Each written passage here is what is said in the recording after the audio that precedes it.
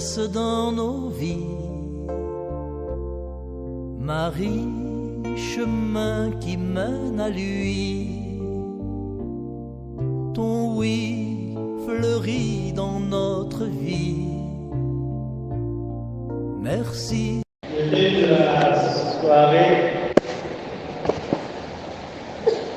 la soirée, est confiance. Lève-toi, il t'appelle.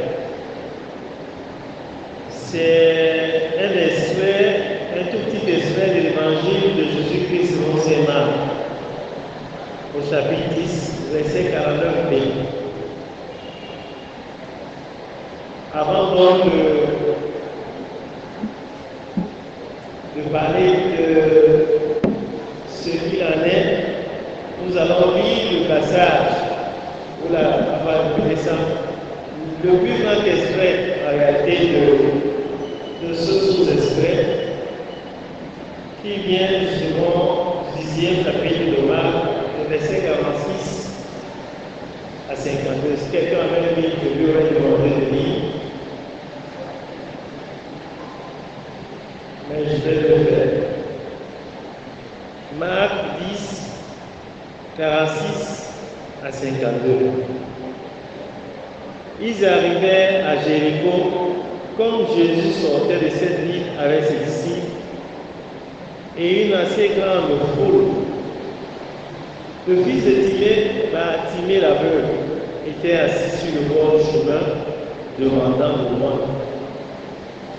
Ayant entendu dire que c'était Jésus de Nazareth, il s'est mis à crier: Jésus, fils de David, ayez pitié de moi. Et plusieurs le réprimandaient pour le faire taire, mais lui criait de plus belle: Fils de David, ayez pitié de moi. Alors Jésus s'arrêta et dit: appelez-le. Et il l'appelait en lui disant: aie confiance, lève-toi, il t'appelle. Celui-ci, jetant son manteau, se leva d'un bond et vint vers Jésus. Jésus lui dit: que veux-tu que je fasse? Je te fasse. L'aveugle répondit: Rabouni, que je te fasse. Jésus lui dit: va, ta foi t'a sauvé. Et aussitôt il vit et il le suivait dans le chemin. Acclamons la parole de Dieu. Donc, chers frères et sœurs, ça c'est la méditation que nous avons ce soir, celle de la rencontre d'un aveugle, Bartimée, fils de Timée, avec Jésus. Cette méditation, en réalité, va nous permettre de découvrir le mystère de notre appel à chacun d'entre nous, de notre mission. Mais pour y arriver, il faudrait que nous examinions d'abord le déroulement de la rencontre entre Jésus et Bartimée. Parce que son histoire, c'est peut-être aussi la nôtre. Comme vous l'avez entendu, Jésus est à la sortie de la ville de Jéricho, en train de monter vers Jérusalem pour y vivre sa Pâque. Il est décidé à aimer le monde jusqu'au bout.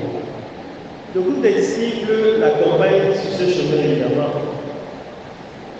Mais voici qu'au bord de la route se trouve un mendiant aveugle du nom de Bartimée.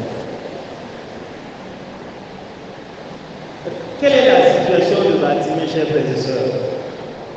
Son état au moment où Jésus est en train de passer sur ces routes de Jéricho.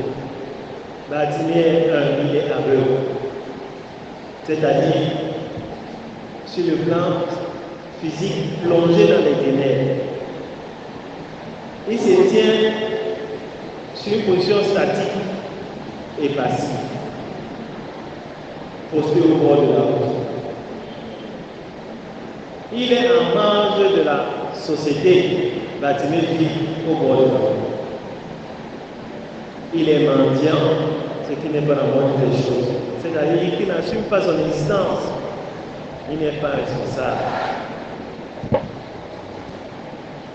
Esclavage des biens, marginalisé socialement. Dépendant des autres pour subsister. Tout cela nous conduit à conclure que Bartimée est mort. Bartimée est un mort. Mais au passage de Jésus, on entend sa voix. Jésus, fils de David, aie pitié de moi. C'est, on va dire comme ça, une formule que les intercesseurs connaissent très bien et qu'ils appliquent. Cette réaction de Bartimée montre que même quand nous sommes morts, nous ne le sommes pas véritablement. Il y a toujours une étincelle de vie en nous, une espérance de vouloir vivre autre chose que ce que nous vivons. Donc malgré, on va dire, une forme de déshumanité de Bartimée, il fait preuve d'un désir vraiment profond de sortir de son état. Et c'est ce désir-là en réalité qui nous procure cette énergie-là, malgré le fait qu'on ait voulu le faire taire pour continuer à crier. On se demande ici si il mesure l'ampleur du titre qu'il donne à Jésus. Ephphatha. Fils de David, c'est un titre messianique, c'est-à-dire il a récapitulé les attentes du peuple d'Israël. Parce que le peuple d'Israël, justement, attendait le Messie. Et un aveugle, dont on ne sait même pas s'il connaissait la loi et les prophètes et tout ça, donne à ce moment précis, justement, je suis en train d'aller vers l'œuvre pour parachever l'œuvre de son père, et lui donne le titre messianique. En réalité, il n'y avait que Dieu pour lui révéler ce genre de choses. Donc, nous ne sait pas si Bartimée avait mesuré l'ampleur de ce cri, mais il est au cœur même de la vie de tout Israël qui attend le libérateur. Et justement, ce cri de Bartimée va changer complètement les choses. Subitement, dans le brouhaha de ce passage-là, Jésus l'entend, Jésus l'appelle et demande qu'on le fasse venir.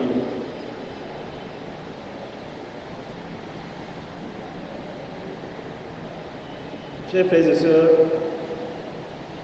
même dans le brouhaha de nos vies, même dans les suractivités qui sont les nôtres, même dans les désespérances qui sont les nôtres, Jésus nous entend.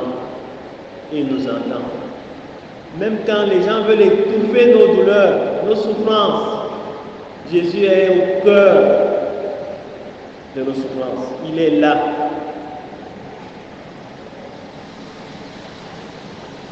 Vous ne savez peut-être pas, mais vous devez bien vous imaginer un peu si Samuel était aussi en train d'arriver ici. La cohorte des gens qui vont se mettre à sa suite. C'est comme ça que Jésus était. C'était une star en réalité. Comment est-ce qu'il a pu entendre quelqu'un qui était au bord de la rue, lui probablement en plein chemin, si ce n'est une forme de préscience, si ce n'est une forme de connaissance intime en réalité des misères de l'homme. Donc pour Dieu, chacun de nous est unique et il est aimé de façon particulière. Et quelque chose qu'on remarque ici, parce qu'en réalité c'est un test fondamental pour les vocations. Beaucoup de journées de vocation dans l'église sont fondées sur ce test. Aie confiance, lève-toi, il t'appelle. Pour l'une des premières raisons, c'est que l'appel justement que le Christ fait ici à Bartimée, ce n'est pas un appel direct. C'est-à-dire que il va s'appuyer sur les autres. Ce n'est pas le Christ qui va dire à Bartimée, aie confiance, lève-toi, il t'appelle. C'est ceux qui l'accompagnaient. Après l'avoir réprimandé, peut-être parce que Jésus aussi avait suivi, mais on estime que l'appel que nous recevons passe toujours par quelqu'un. Et dans notre cas, c'est par l'Église. Donc, la première des choses que nous devons noter ici, c'est que, et c'est ce qui est d'ailleurs le cas pour beaucoup d'entre nous, c'est quelqu'un qui nous a tenu la main pour nous amener soit à l'église, soit dans la fraternité, ou ainsi de suite.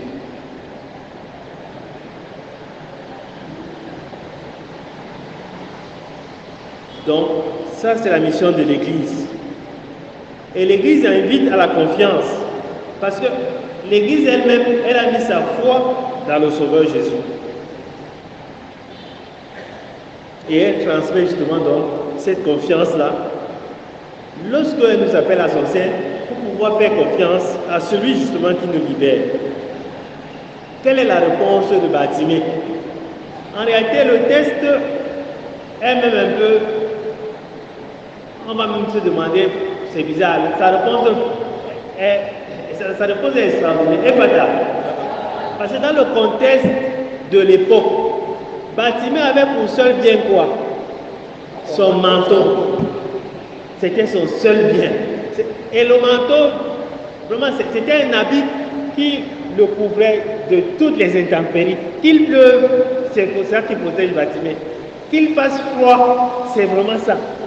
Mais que Bartimée, avant même de trouver la guérison, et Fata, c'est ce qu'est vraiment ça. Avant même de trouver la guérison, Bartimée se débarrasse de toutes ses richesses. Est-ce que c'est le cas pour nous? Est-ce que lorsque nous venons, parce que nous sommes malades, venons à la fraternité Fata, souvent, parce que c'est nous qui avons cherché, nous avons couru de marabout en marabout. Est-ce que lorsque nous venons, parce que nous pensons que nous pouvons trouver la libération, est-ce que nous avons coupé les liens avec ce que nous attendions, ou est-ce que nous avons coupé les liens avec ce que nous pensions être notre richesse? C'est Fata. Bartimée nous donne aujourd'hui un exemple de confiance absolue. Donc, ce n'est même pas la parole de ceux qui lui disaient « aie confiance » qui lui donne la confiance. L'appel de Jésus suffit entièrement à, on va dire que Bartimée a vu avant que le Christ ne le guérisse. Et Fata. Parce qu'il s'est débarrassé de la chose qui était la plus importante pour lui.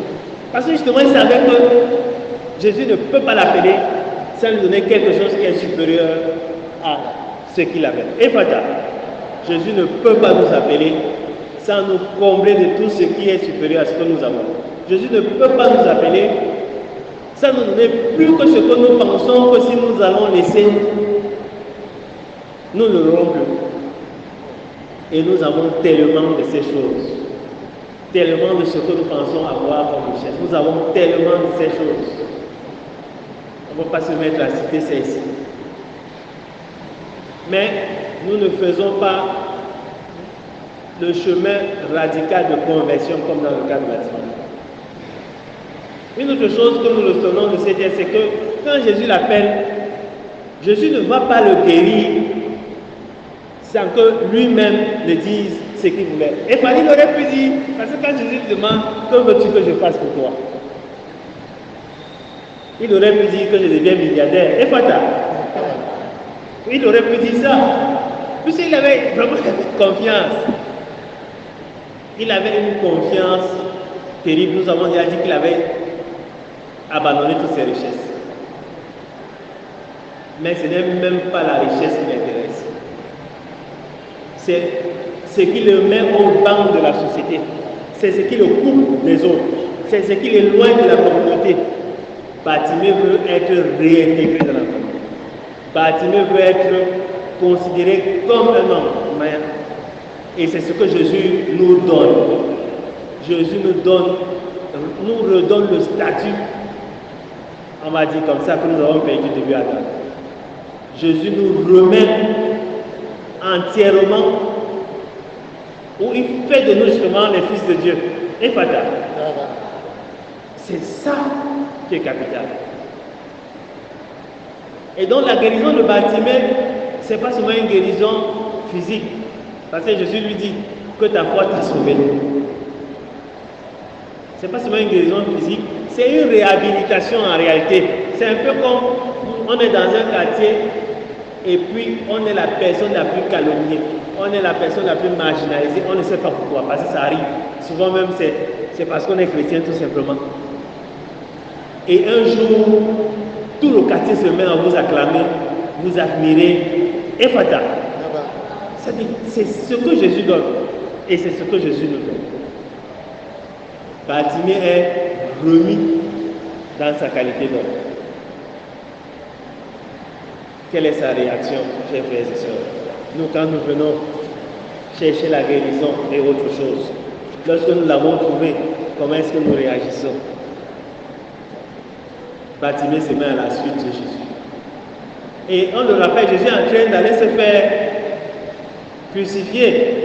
C'est pas qu'il est en train d'aller créer des sociétés où Bartimée sera peut-être un ingénieur de travaux, de ce que. Et pas ça. Il n'est pas en train d'aller fonder des royaumes où Bartimée sera gouverneur de l'Égypte et il est en train d'aller mourir. Bartimée se met à sa suite. Quand nous sommes appelés, quelle est notre réaction? Est-ce que nous nous engageons? L'engagement, justement, c'est l'un des points clés en réalité de la conversion. On ne peut pas croire en Jésus-Christ si on ne n'est pas engagé à sa suite. Et pas on ne peut pas dire que Jésus m'a sauvé, il m'a libéré et ainsi de suite si on ne se met pas à sa suite.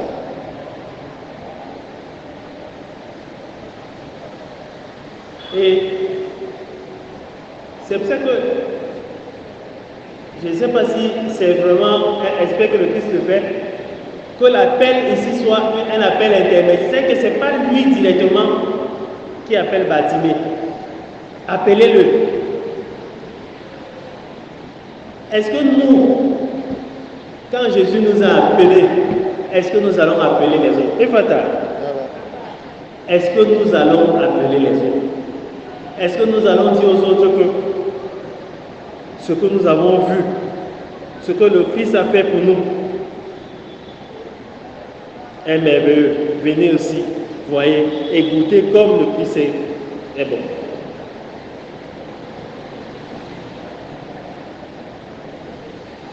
Nous sommes donc, chers frères et sœurs, chacun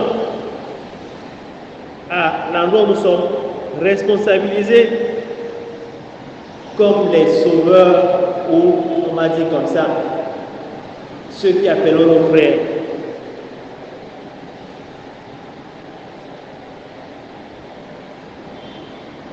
Quand le Christ nous a appelés, quand il nous a sauvés, nous avons décidé de le suivre. Et Jésus s'attend à ce que nous également, que nous prêtions attention justement à nos frères qui demeurent au bord du chemin. Jésus s'attend à ce que nous soyons attentifs à ceux qui ont besoin, eux aussi, de connaître sa miséricorde. Parce que Jésus, il entend tous les cris, comme je l'ai dit, et il voit tout ce qui crie. Mais il n'a pas toujours l'opportunité directement de toucher cela. C'est notre rôle à nous qui avons été appelés. C'est notre rôle à nous qui avons été libérés. C'est notre rôle à nous qui avons été sauvés de le faire. Et il ne nous est même pas permis d'étouffer, parce que ça aussi ça existe, d'étouffer les cris de ceux qui veulent venir vers le Seigneur. Et c'est ce qu'on fait à l'église, dans nos groupes de prière. Il y a comme si une concurrence de jalousie dans la vie spirituelle.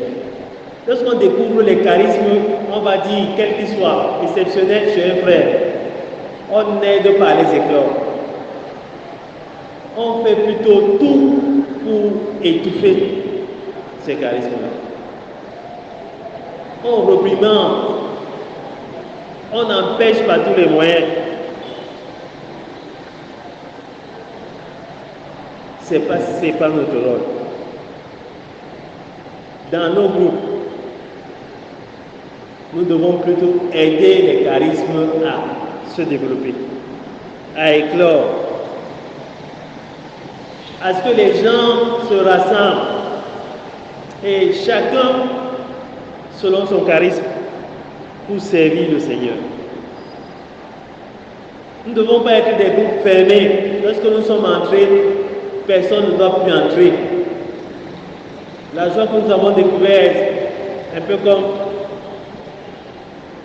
Pierre, lors de la transfiguration, demande à Jésus de construire 3 temples. Nous devons descendre de la montagne pour aller récupérer ceux que nous avons laissés.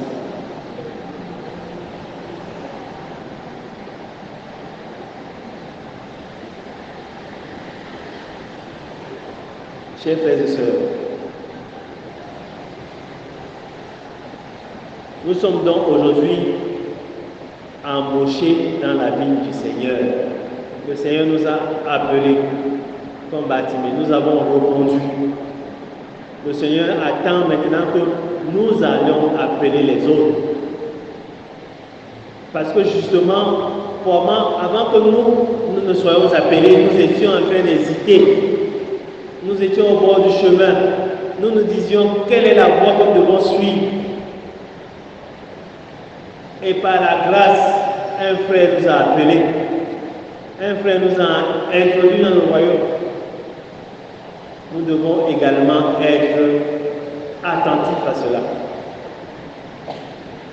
C'est un prêtre qui a une vocation tardive. C'est-à-dire qu'il est devenu prêtre à plus de 40 ans. Lorsque on lui disait, mais mon père, vous avez eu une vocation tardive, il répondait que non, mon frère, c'est la réponse qui a été tardive. Et pas tardive. Il disait que c'est la réponse qui a été tardive. Il a été appelé, mais il n'avait pas écouté l'appel. Il ne l'a pas écouté à temps. Il était distrait par plusieurs choses. Ou, dans le cas d'espèce, il était carrément mort. Et tiré de sa mort, tiré de ce sommeil, il s'est finalement réveillé et il est devenu ce qu'il devait être, prêtre de Jésus-Christ. Et c'est même d'ailleurs le cas pour nous souvent. Nous sommes souvent les engagés de la dernière ère. Souvent on se demande même les jeunes qui ont commencé très tôt dans les mouvements d'action catholique, comment est-ce qu'ils font? Et pour tout vous dire, quand on commence tard, on se rend toujours compte qu'on a perdu beaucoup d'années. Et fatal. Quand on commence tard dans le Seigneur, on se rend toujours compte qu'on a perdu énormément de temps. Énormément de temps. Mais il n'est jamais trop tard.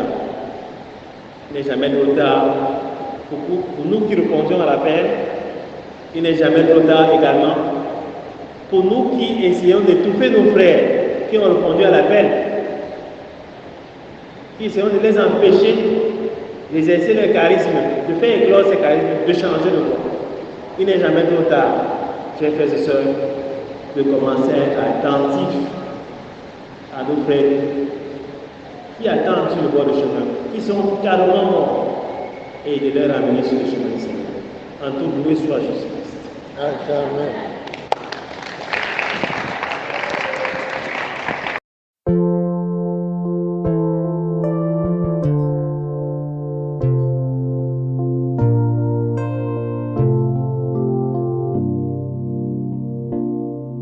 Marie, tendresse dans nos vies.